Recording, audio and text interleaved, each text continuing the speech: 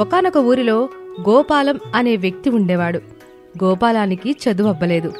గోపాలం తల్లిదండ్రులు రామయ్య, సీతమ్మ ఒక్కడే కొడుకవ్వడం మూలాన ఏ పని చెప్పకుండా గారాబంగా పెంచారు.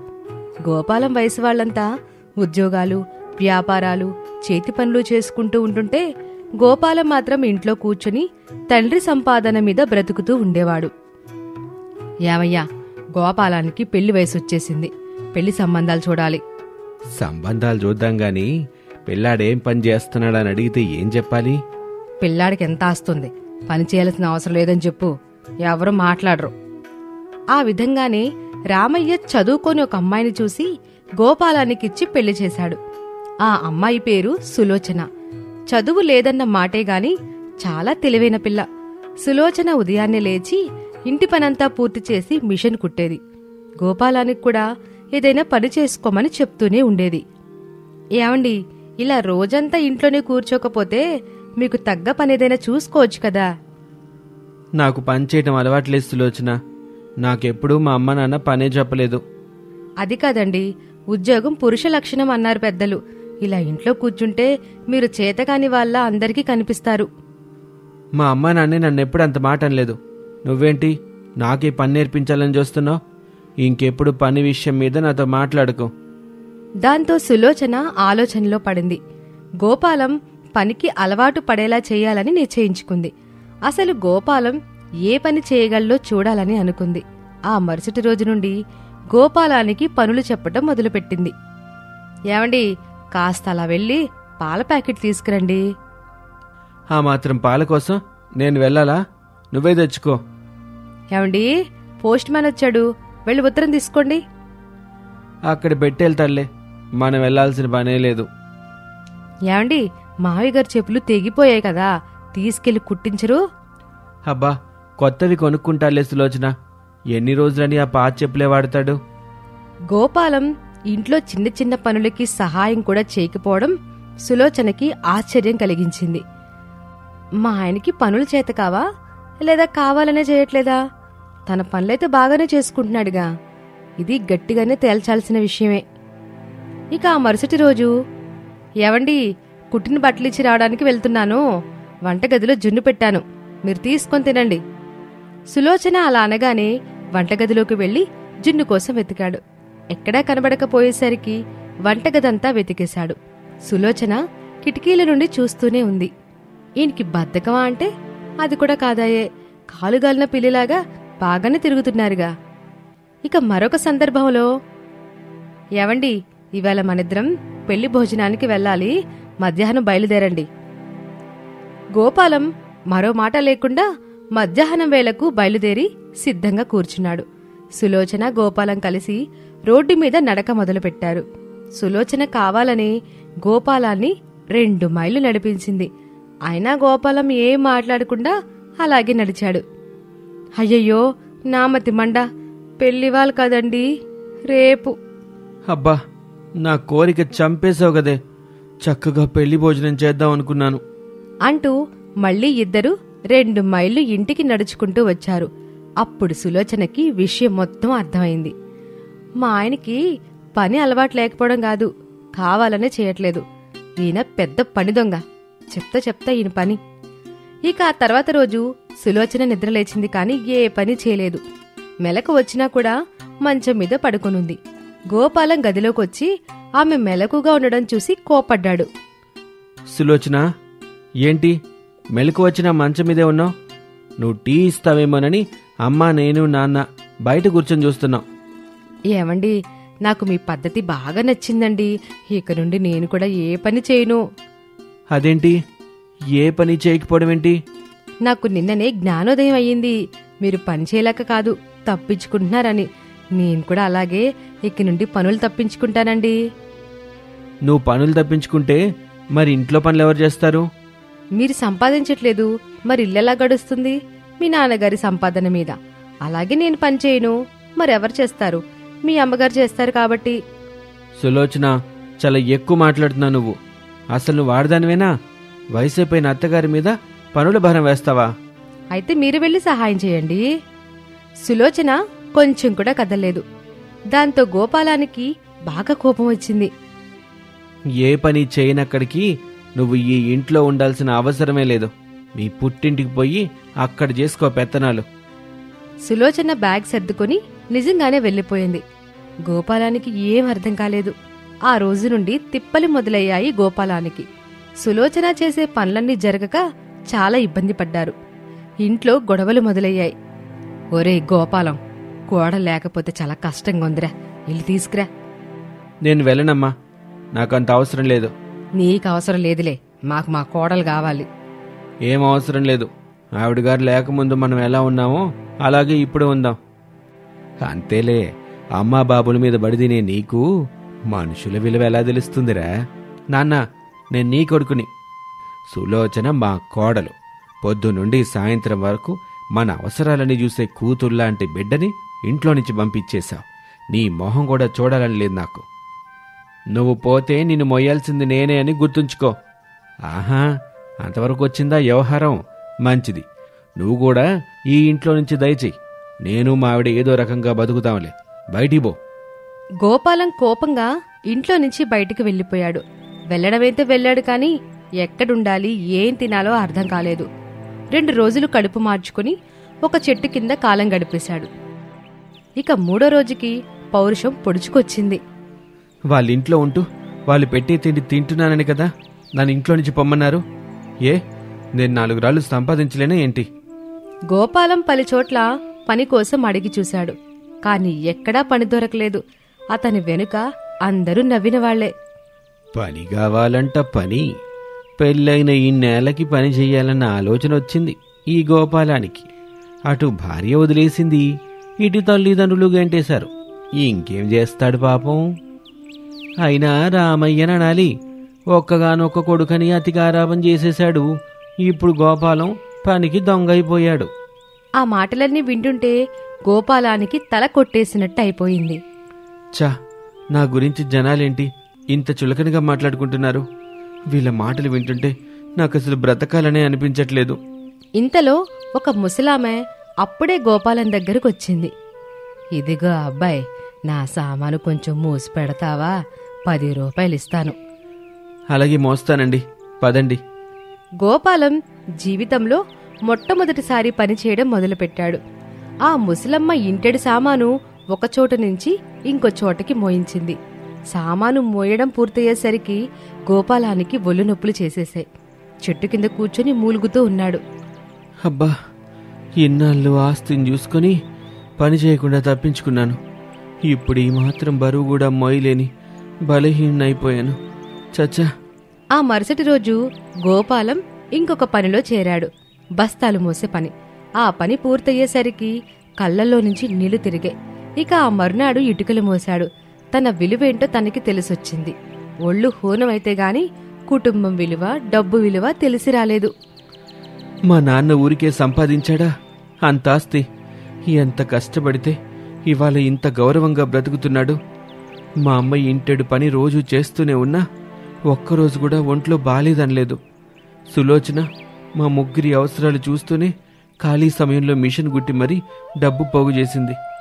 ఇంట్లో నేను ఒక్కనే ఎవరికీ పనికి రాకుండా ఉన్నాను. గోపాలం చాలా కుమిలిపోయాడు. లేచి తన ఇంటికి వెళ్ళాడు. గుమ్మం దగ్గర నిలబడే రామయ్య సీతమ్మలతో మాట్లాడాడు. రా, లోపలికి రారా. నాకు అర్హత లేదు నాన్న. నువ్వు సంపాదిస్తున్నావు, నాకేంటి అనుకున్నాను. నిజానికి నేను పని చేయలేక కాదు, అసలు పనే చేయకూడదు అనుకున్నాను. నువ్వు నా ప్రతి అవసరం తీరుస్తుంటే దాని వెనుకున్న నీ కష్టాన్ని చూడలేకపోయాను నాన్న. గోపాలం, లోపలికి రా ముందు. అమ్మా, 3 పూట్ల వేడివేడిగా నువ్వు భోజనం పెడుతుంటే నా కడుపు నిండిందో లేదో చూసుకున్నాను, కానీ అసలు మీరు తిన్నారో లేదో ఎప్పుడూ అడగలేదు. 10 రూపాయల కోసం రోజంతా ఒళ్ళొంచి కష్టపడ్డాక నా బుర్ర పని చేయటం మొదలుపెట్టింది.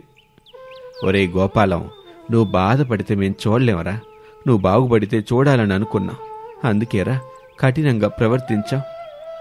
మంచి పని చేశారు నాన్న. లేదంటే నేను మీ విలువ ఎప్పటికీ తెలుసుకునేవాణ్ణి కాదు. సులోచనకి కూడా క్షమాపణ చెప్పాలి. ఇప్పుడే వెళ్ళి సులోచనని తీసుకొస్తానన్నా. గోపాలం వెంటనే సులోచన ఊరికి వెళ్తాడు. అప్పటికే సులోచన అరుగు మీద దిగాలుగా కూర్చుని ఉంది. గోపాలాన్ని చూసి లేచి నిలబడింది. సులోచన, నన్ను క్షమించు. నీ బాధ ఏంటో నాకు ఇప్పుడు అర్థమైంది. ఇక నుంచి నేనే సంపాదిస్తాను, నిన్ను కుటుంబాన్ని పోషిస్తాను. కానీ నిన్ను బంగారు మెడల్లో పెట్టలేను. 3 పూట్ల లోటు లేకుండా నీ కడుపు నింపగలను. నగలు కొనలేను, కానీ మంచి బట్టలు కొంటాను. నీకిష్టమైతేనే నాతోరా. నేను నిన్ను ఇంక ఇబ్బంది పెట్టను సులోచన. సులోచన ఆ మాటలకి చాలా పొంగిపోయింది. తన భర్తకి పని విలువ తెలిసిందని సంతోషపడింది. వెంటనే బ్యాగ్ తీసుకుని గోపాలంతో ఇంటికొచ్చేసింది. రామయ్య ఇల్లు మళ్ళీ కలకలలాడుతూ కనిపించింది. ఉదయాన్నే సులోచన అందరికీ టీలు టిఫిన్లు పెట్టడం, గోపాలం పనికి బయటికి వెళ్లడం, పెద్దవాళ్ళిద్దరూ ప్రశాంతంగా కాలం గడపడం అంతా కలలా సాగిపోతుంది. గోపాలం చిన్న పని పెద్ద పని అని కూడా చూడకుండా చేతికొచ్చిన పని చేస్తూ కుటుంబ అవసరాలు చూడడం నేర్చుకున్నాడు. ఇది ఇవాల్టి కథ. మరొక ఆసక్తికర కథతో మళ్ళీ కలుద్దాం. వేదపురం అనే గ్రామంలో శివయ్య అనే వ్యక్తి ఉండేవాడు. అతనే ఆ ఊరికి సర్పంచ్. అతని ముత్తాతల నుండి కూడా ఆ ఇంటివారే ఆ గ్రామానికి సర్పంచ్గా పదవి చేపడుతూ ఉండేవారు. ఏంటి గోపాలం, ఏంటి ఊర్లో విశేషాలు? ఊర్లో అందరూ మన గురించి ఏమనుకుంటున్నారేంటి? అయ్యా శివయ్య గారు, మీకు తెలియందే ఉంది చెప్పండి. సాక్షాత్తు ఆ పరమేశ్వరుడే మీ విధంగా అవతరించి ఈ ప్రజల్ని సుభిక్షంగా చూసుకుంటున్నాడని జనమందరూ అనుకుంటున్నారయ్యా. అయినా మీ అంతటి వంశం వారు మా ఊళ్ళో ఉండగా మాకే కష్టాలుంటాయి చెప్పండి అంటూ గోపాలం శివయ్యని పొగడతలతో ముంచేస్తూ ఉన్నాడు. ఆ పొగడతలకు శివయ్య మీసాలు మెలేస్తూ గర్వంగా ఇలా అంటాడు. మరేమనుకుంటున్నావురా? మన పాలన అంటే అలా ఉంటది. ఇంకా అప్పట్లో మా తాత వాళ్ళు పాలిస్తూ ఉన్నప్పుడైతే బంగారాన్ని రాసులుగా పోసమ్మేవారంట. ఎంతైనా మీద అప్పట్లో రాజుల వంశం అయి ఉండొచ్చు కావచ్చయ్యా. లేదంటే మీరెంత హుందాగా ఎట్టా మమ్మల్ని ఎంత బాగా చూసుకోగలరు చెప్పండి. గోపాలం, నీ మాటలకి ఈరోజు నా మనసు చాలా సంతోషంతో నిండిపోయింది. ఇదిగో తీసుకో నా బంగారపు ఉంగరాన్ని అంటూ శివయ్య గోపాలానికి తన దగ్గర ఉన్న ఒక బంగారపు ఉంగరాన్ని తీసిచ్చాడు. అలా శివయ్య దగ్గర పనిచేసే చాలామంది శివయ్యని పొగుడుతూ శివయ్య సంతోషంగా ఇచ్చే కానుకలను తీసుకుని వెళ్లేవారు. ఇలా ఉండగా ఒకరోజు శివయ్య దగ్గరికి కేశవుడు అనే వ్యక్తి వచ్చాడు. అతన్ని సోములు అనే అతను తీసుకుని వచ్చాడు. సోములు కూడా శివయ్య దగ్గర పనిచేస్తూ ఉండేవాడు.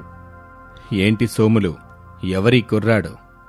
ఇంతకు ముందెన్నడూ నేను మన ఊళ్ళో చూడనేలేదు. అయ్యా, ఈడి పేరు కేశవుడయ్యా, నా అల్లుడు. పట్నంలో చదువుకున్నాడు. వీడమ్మ మీ దగ్గర ఏదైనా పనుంటే ఆ పనిలో పెట్టించమని కోరిందయ్యా. మీ దగ్గర పనిచేస్తే వీడి జన్మ ధన్యమైపోతుందని వీళ్ళమ్మ నమ్మకమయ్యా. అయినా మీ వంటి గొప్పాల దగ్గర పనిచేయాలంటే ఎంత అదృష్టం ఉండాలయ్యా. నేను వీడికంత అదృష్టం లేదని వీళ్ళమ్మకి చెప్తే వినటం లేదయ్యా. పైగా శివయ్య గోరు చాలా గొప్పోరు, సహాయం అడిగిన వాళ్ళకి లేదనకుండా ఇచ్చే కర్నూళ్ళంటోళ్ళని వీళ్ళమ్మ చెప్తూ పంపిందయ్యా. ఏంటి సోములు, పాపం ఒక తల్లి తన బిడ్డని పనిలో పెట్టుకుని ప్రయోజకుణ్ణి చెయ్యండని అడిగితే ఆ మాత్రం కూడా చేయలేనా? చెప్పు. ఇదిగో మీ అల్లుణ్ణి రేపటి నుండే పనిలో నియమిస్తున్నా. రోజూ నీ పక్కనే పెట్టుకుని పని చెప్తూ ఉండు మీ అల్లుడికి అని చెప్పాడు శివయ్య. ఆ మరుసటి రోజు రాత్రి శివయ్య తన భార్య అయిన సత్యవతితో ఏకాంతంగా గడుపుతూ ఉన్నాడు. సత్యవతి, నువ్వు మా ఇంటి గొప్ప వంశంలోకి కోడలిగా వచ్చావంటే నువ్వెంత అదృష్టవంతురాలివి.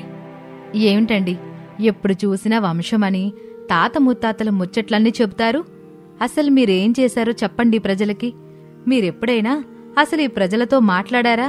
వాళ్ళొద్దకెళ్ళి అసలు మీ గురించి వాళ్ళేమనుకుంటున్నారో తెలుసుకున్నారా అంటూ అడిగింది శివయ్య భార్య అయిన సత్యవతి. అప్పుడు శివయ్యకి కూడా సందేహం కలిగింది. వెంటనే శివయ్య గోపాలాన్ని పిలిచి, గోపాలం, నాకో సందేహం వచ్చిందయ్యా. ఈ ప్రజలకు నేను సర్పంచిని, బాగానే ఉంది. కాని నేనింతవరకు ఎప్పుడు ఈ జనాలతో మాట్లాడిందే లేదు. ఎందుకంటే వారు నన్ను చూడగాని వంగి వంగి దండాలు పెడుతూ పక్కకెళ్ళిపోతారు. అసలు ఈ మధ్య జనం ఏమనుకుంటున్నారో తెలుసుకోవాలనుంది. అయ్యో, అదెంతసేపు శివయ్య గారు, ఇదిగో ఇప్పుడే వెళ్ళి ఓ 10 మందిని అట్టుకొత్తాను. మీకున్న సందేహాలన్నీ అడిగేయండి. అలా కాదు గోపాలం, వారిని నా ముందుకు తీసుకొస్తే భయపడతారే తప్ప నేనడిగే ప్రశ్నలకు జవాబులు చెప్పరు. ఇలాంటి సమయంలో మా తాత మా నాయన ఏం చేసేవాడో తెలుసా? తెలీదయ్యా. సోము, సోము అంటూ పిలిచాడు శివయ్య. వెంటనే సోము పరిగెత్తుకుంటూ అతని దగ్గరకొచ్చాడు. అయ్యా, పిలిచారు చెప్పండయ్యా. సోము, నువ్వొక నమ్మకమైన పని చేసి పెట్టాలి. చెప్పండయ్యా, ఏంటా పని? ఏం లేదు సోము, ఇదిగో ఇప్పుడే నువ్వు నీ అల్లుడు, ఏం పేరన్నావు? కేశవుడు, మీరిద్దరూ కలిసి ఊర్లో జనాలసలు నా గురించి ఏమనుకుంటున్నారు, వారికి నా పాలన నచ్చుతుందా లేదా అనేది తెలుసుకునొచ్చి నాకు చెప్పండి. తప్పకుండా అయ్యా. ఇదిగో నేనిప్పుడే వెళ్తున్నాను. వెంట నీ అల్లుణ్ణి కూడా తీసుకెళ్ళటం మర్చిపోకు. అలాగేనయ్యా అని చెప్పి సోము కేశవుడిని తీసుకుని ఊర్లో జనాల మధ్యకి వెళ్ళాడు. జనాలందరూ శివయ్య పాలన గురించి చాలా చెడుగా చెబుతూ ఉన్నారు. అసలు ఈ శివయ్య వాళ్ళ తాత ముత్తాతల్ని చూసి ఆయన్ని సర్పంచ్గా ఎన్నుకుంటున్నాం గాని ఆయన వల్ల మనకి ఎట్టాంటి లాభమో లేదు. పాపం ఆయన మంచి ఆయనే గాని ఆయన కిందున్న వాళ్లే మా కష్టాల్ని ఆయన దగ్గరికి తీసుకెళ్లటం లేదు అంటూ ఒక్కొక్కరు ఒక్కో విధంగా చెబుతూ ఉన్నారు. ఆ మాటలన్నీ విని సోములు ఇంకా కేశవుడు శివయ్య దగ్గరికి వెళ్తున్నారు. మావయ్య, మీరేమో శివయ్య గురించి చాలా గొప్పగా చెప్పారు, కానీ ఈ ప్రజలేంటి ఆయన పరిపాలన గురించి అంతా చెడుగా చెప్తున్నారు. మనం ఎవరి దగ్గర నుంచి లాభం పొందితే వారి గురించి గొప్పగా చెప్తాం, లేదంటే ఇదిగో ఇట్టా చెడగానే చెప్తాం. నాకేమీ అర్థం కాలేదు మావయ్య. మెల్లిగా నీకే అన్నీ అర్థమవుతాయిలేరా కేశవ, పద అంటూ ఇద్దరూ కలిసి శివయ్య దగ్గరికి వెళ్లారు. రా సోములు, రా, నీకోసమే ఎదురు చూస్తున్నాను. చెప్పు, ఈ ఊర్లోని ప్రజలంతా నా గురించి ఏమనుకుంటున్నారు? ఇంకేమనుకుంటారయ్యా, మిమ్మల్ని మీ తాత ముత్తాతలతో పోలుస్తూ గొప్పగా కీర్తిస్తున్నారయ్యా. అసలు మీలాంటోళ్ళున్న ఊర్లో వాళ్ళు కూడా ఉండడం వాళ్ళు ఏ జన్మలోనో చేసుకున్న పుణ్యంగా భావిస్తున్నారయ్యా అంటూ సోము అసలు విషయం దాచిపెట్టి శివయ్యని పొగుడుతూ ఉన్నాడు. ఇది విని కేశవుడు ఆశ్చర్యపోయాడు. శివయ్య మాత్రం సోము మాటలు నిజమని నమ్మి ఆనందిస్తూ ఉన్నాడు. అప్పుడు కేశవులు సోముతో ఇలా అంటాడు. మామయ్య, ఏంటిది? ఎందుకు నువ్వు నిజం చెప్పకుండా ఇలా అబద్ధం చెప్తూ ఉన్నావు? కేశవ, నీకు తెలియదులేరా, కాసేపేం మాట్లాడకుండా ఉండు. కేశవుని మాటలు శివయ్యకి వినిపించాయి. శివయ్యకి సందేహం వచ్చి, ఏంటి కేశవ, ఏదో చెప్తున్నావేంటి? ఏం లేదయ్యా, ఆడేదో చిన్నపిల్లాడు. సోములు, నిన్నడిగానా? లేదు కదా. నువ్వు చెప్పు కేశవ, ఏమయ్యింది అంటూ అడిగాడు శివయ్య. అప్పుడు కేశవుడు ఎలాంటి భయమూ లేకుండా, అయ్యా, మేం రాత్రంతా ప్రతి వీధి వీధి తిరిగి తెలుసుకుందేంటంటే వారు మీ పాలన పట్ల చాలా వ్యతిరేకంగా ఉన్నారు. వారికి మీ నుండి ఎటువంటి సహాయం అందటం లేదు. మీరు రోజురోజుకి ధనవంతులవుతున్నారు తప్ప వారికి మీ వల్ల ఎటువంటి లాభం లేదని ప్రజలు చెప్పుకుంటున్నారయ్యా. ఏంటి సోములు, నిజమేనా మీ వాడు చెప్పేది? సోములు నిజమే అన్నట్టుగా తలాడిస్తూ ఉన్నాడు. అప్పుడు శివయ్య, కేశవ, నువ్వు చెప్పిందాన్ని నిరూపిస్తావా? ఖచ్చితంగా నిరూపిస్తానయ్యా. మీరు నాతో వస్తారా? పద అంటూ కేశవుడితో పాటుగా మారువేషంలో ప్రజల్లోకి వెళ్లాడు శివయ్య. చాలా ఏళ్ల తర్వాత శివయ్య జనాల మధ్యలోకొచ్చాడు. కేశవుడు శివయ్యని ఒక బిచ్చగాని వద్దకు తీసుకుని వెళ్లాడు. ఏంటి కేశవ, ఈ బిచ్చగాడి దగ్గరికి తీసుకొచ్చావు? వీడికేం తెలుస్తుంది నా పరిపాలన గురించి? నువ్వు సమయం వృధా చేయకుండా వేరే వారి దగ్గరికి తీసుకెళ్ళు. అయ్యా, మీరు తొందరపడకండి. మీకు మీ పరిపాలన గురించి తెలుసుకోవటానికి ఇంతకంటే మంచి మార్గం లేదు. శివయ్య ఇక చేసేదేమీ లేక అక్కడే నిలబడి ఉన్నాడు. అప్పుడు కేశవుడు బిచ్చగాడితో, ఏంటి తాత, ఎలా ఉన్నావు? ఎలా సాగుతుంది నీ జీవితం? ఏం చెప్పమంటావు బిడ్డ? జనాలు బొత్తిగా ధర్మం చేయటం మానేశారు. నేను గత 40 సంవత్సరాలుగా ఇదిగో ఇక్కడే అడుక్కుంటున్నాను. ఒకప్పుడు నాకు వరహాలు ఎంతో సంపదని దానంగా వేసేవారు. కానీ ఇప్పుడు వాళ్ళు పండించిన 4 ధాన్యపు గింజలు వేయటం కూడా కష్టంగా ఉంది. ఇట్టాగే ఉంటే మా లాంటి వాళ్ళు ఎట్టా బతికేది? ఈ బిచ్చగాడు ఇంకా బేదవాడైపోతున్నాడు అంటూ వాపోయాడు. కేశవుడు శివయ్యని చూసి, ఇప్పుడు అర్థమైందా అయ్యా? అర్థమైంది. ఈ జనాలకి బొత్తిగా దాన ధర్మాలు చేయటం మర్చిపోయారని అర్థమైంది. ఎందుకు ప్రజలందరూ ఇలా స్వార్థపరులయ్యారు అంటూ అడిగాడు శివయ్య. అప్పుడు కేశవుడు నవ్వుతూ, అయ్యా, మీకేం అర్థం కాలేదనే విషయం నాకర్థమైంది. ఈయన చెప్పిన దాన్ని బట్టి చూస్తే మీ తాతల కాలంలో ఈయనకి దాన ధర్మాలు మెండుగా చేసేవారు. ఎందుకంటే అప్పుడు ప్రజల చేతుల్లో ఎక్కువ మొత్తంలో నగదు ఉండేది కాబట్టి. మనం సంతోషంగా ఉన్నప్పుడే కదయ్యా నలుగురికి సహాయం చేసేది. అంటే ప్రజలిప్పుడు సంతోషంగా లేరా? లేరనే విషయం మనకిప్పుడు అర్థమవుతుంది. దీనికి గల కారణం మీ దగ్గర ఉన్నవాళ్లు ప్రజల సమస్యల్ని మీ దగ్గరికి తీసుకురాకపోవటం, ప్రజల దగ్గర నుండి మీ మనుషులే దోపిడీ చేయటం వల్ల ఇదిగో ఈ బిచ్చగాడింకా బీదరికంలోకి వెళ్తున్నాడు. కేశవ, నువ్వీరోజు నా కళ్ళు తెరిపించావు. ఇన్నాళ్ళు నా కింద ఉన్నవాళ్లు నన్ను పొగడ్తలతో ముంచెత్తి నన్నొక అంధుణ్ణి చేశారు. ఇక నుండి ఇలాంటి తప్పులు జరగకుండా నేనే దగ్గరుండి చూసుకుంటాను అని చెప్పి శివయ్యకి తన పాలన గురించి తెలియజేసిన కేశవని తన పక్కనే పెట్టుకుని పాలన సాగించాడు. ఆ తర్వాత శివయ్య చేసే పనుల వల్ల జనాలకి మళ్లీ మంచి రోజులొచ్చాయి. ఇలా అప్పటి నుండి శివయ్య గురించి చాలా గొప్పగా చెప్పుకోవడం మొదలుపెట్టారు. ఆ మాటలు శివయ్య భార్య సత్యవతి విని చాలా ఆనందించింది. ఇది ఇవాల్టి కథ. మరొక కథతో మళ్ళీ కలుద్దాం.